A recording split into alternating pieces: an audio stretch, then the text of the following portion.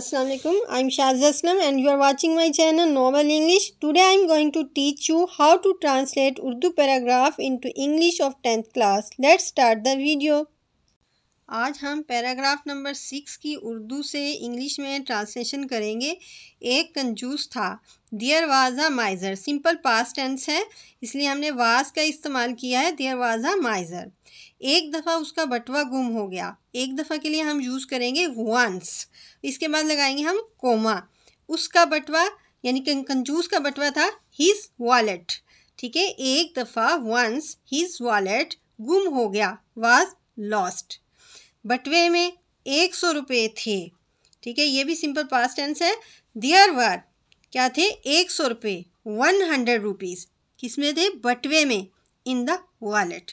बटवे में 100 रुपये थे। There were 100 rupees in the wallet. उसने ऐलान किया, जो मेरा बटवा ढूंढ कर लाएगा मैं इसे 10 रुपये दूंगा। उसने ऐलान किया।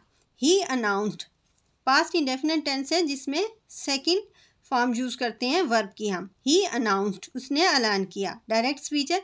जो मेरा बटवा ढूंढ कर लाएगा मैं उसे 10 रुपये दूंगा। पहले इसकी इंग्लिश लिखेंगे, मैं उसे 10 रुपये दूंगा। ये फ्यूचर में है। मैं उसे 10 रुपये दूंगा। आई शैल गिव, क्या दूंगा? 10 रुपीज़ टू द पर्सन, यानी उसे दूंगा, उस शख्स को जो मेरा बटवा ढूंढ कर लाएगा। Who finds my wallet and brings it to me. ठीक है, दोबारा सुने। उसने ऐलान किया। ही अनाउंस्ड, जो मेरा बटवा ढूंढ कर लाएगा मैं इसे 10 रुपये दूंगा। I shall give 10 rupees to the person who finds my wallet and brings it to me. एक दिन एक किसान उसका बटवा लेकर आया। ये भी पास्ट इंडेफिनिट टेंस में है। एक दिन की पहले हम इंग्लिश लिखेंगे वन डे, फिर कोमा लगाएंगे। एक किसान, अ फार्मर, उसका बटवा लेकर आया। Came with his wallet. एक दिन एक किसान उसका बटवा लेकर आया। One day a farmer came with his wallet. कंजूस ने बटवा देखा। The miser looked into his wallet. अब बटवा देखा, नज़र नहीं डाली, बल्कि बटवे के अंदर तलाश किया था, इसलिए हमने लुक्ड इनटू यूज़ किया है। कंजूस ने बटवा देखा। The miser looked into his wallet. उसमें पूरे 100 रुपये थे। देयर वर एग्जैक्ट, यानी कि पूरे थे। एग्जैक्ट यूज़ किया हमने वर्ड। देयर वर एग्जैक्ट, कितने थे इसमें? 100 रुपये, 100 रुपीज़ इन इट। उसमें पूरे 100 रुपये थे। There were exact 100 rupees in it.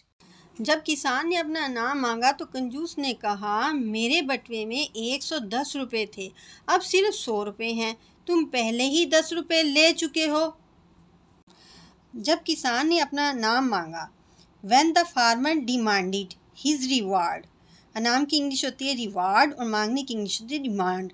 यहाँ पे हमने डिमांडेड यूज़ किया क्योंकि पास्ट इंडेफिनिट टेंस है और पास्ट इंडेफिनिट टेंस में सेकंड फॉर्म यूज़ होती है। जब किसान ने अपना नाम मांगा, when the farmer demanded his reward, तो कंजूस ने कहा। कंजूस के लिए हमने क्या यूज़ किया था? द माइज़र। कहा said, तो कंजूस ने कहा द माइज़र said, मेरे बटवे में 110 रुपये थे। There were 110 rupees in my wallet. अब सिर्फ 100 रुपये हैं। Now there are only 100 rupees. तुम पहले ही 10 रुपये ले चुके हो।